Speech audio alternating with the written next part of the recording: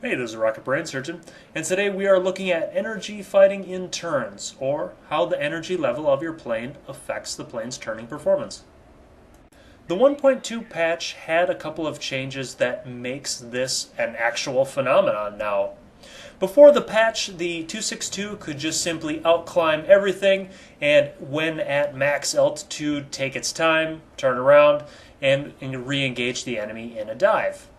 However, the 1.2 patch did a couple of things. First, when you're outside of the ultimate altitude, like I am right now, it has a worse effect on your plane. So your plane's going to turn slower, your speed is going to go down faster. You can see my speed dropping as I'm this high.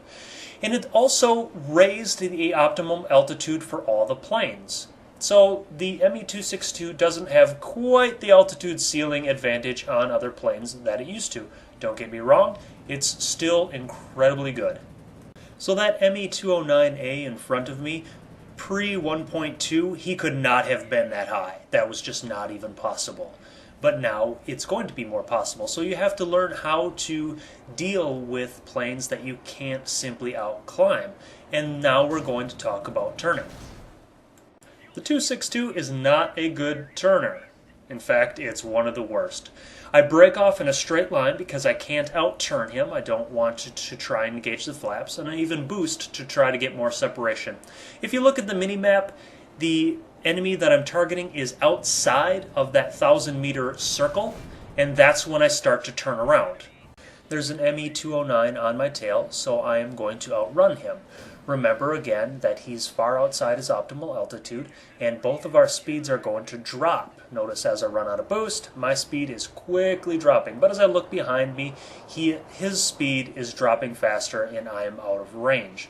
When I have to turn around, I'm so far out of range, I'm pretty comfortable that I can make a good turn. I'm a little too high at 4,700 meters. But notice that I'm in a slight dive as I turn. My optimal speed has dropped into the dark green zone, and there was even a period where I was going to stall out. I've made two important turns this game, and here's the third.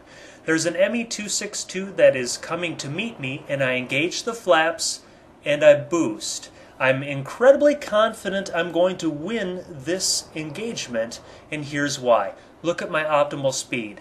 It's within the bright green zone.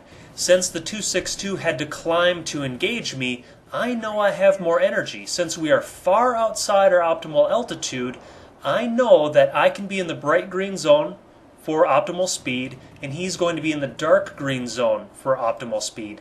That means my maneuverability is going to be a lot higher. I easily outturn him. Now I'm on his tail, and it's just a matter of time. The first turn that I made with the 262, I boosted not only to gain separation from him and gain space to turn around, but I also boosted to make sure that I was within that bright green zone. In the next turn with the ME-209, when we were both far outside our optimal altitudes, I made sure to dive as I turned to get my speed back into that bright green zone to maintain maximum maneuverability, and I was able to win the head-on while he was nearly stalled out.